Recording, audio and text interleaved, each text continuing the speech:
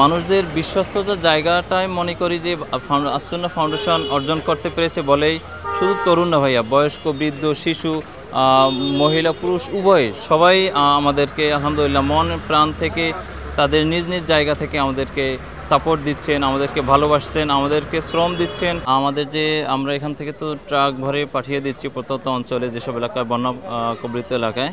তো এরপরে আমাদের যে স্থানীয় স্বেচ্ছাসেবক আছে, অফিসিয়াল প্রতিনিধি যারা আছেন, তাদের মাধ্যমে আমরা খোঁজখবর নিচ্ছি যে কোন এলাকাতে আসলে এখন পর্যন্ত কোনো ধরনের ত্রাণ পৌঁছায়নি, কিংবা দেখা যায় প্রত্যন্ত অঞ্চলে যাওয়াটাও আসলে এই মুহূর্তে দুষ্কর। সেক্ষেত্রে যে বাধা প্রতিকূলতা আছে, স্থানীয় যারা আছে তাদের মাধ্যমে আমরা সর্বোচ্চ চেষ্টা করতেছি যেন একদম প্রত্যন্ত অঞ্চলে আমাদের ত্রাণগুলো মানুষদের হাতে পৌঁছায়। শেখ আহমদুল্লাহ হাফিজাহুল্লাহ এবং আসসুন্নাহ ফাউন্ডেশন আসলে মানুষের একটি ভালোবাসার জায়গা বা মানুষের একটি আস্থার জায়গা।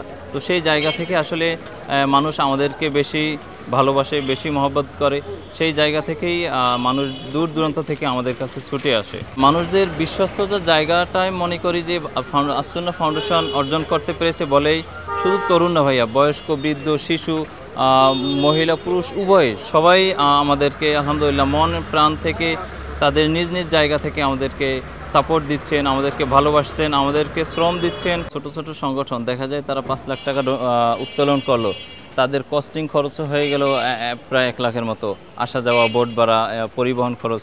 সেক্ষেত্রে আমি মনে করব যে তারা যদি নির্দিষ্ট আসলে অথেন্টিক কোনো সোর্স পায়, বিশ্বস্ত জায়গা বা কোনো প্রতিষ্ঠান যদি পায়, ওই প্রতিষ্ঠানকে তাদের ডোনেশনটা দিয়ে দিতে পারে, এটা সাজেস্ট করবো তাদের পক্ষ থেকে।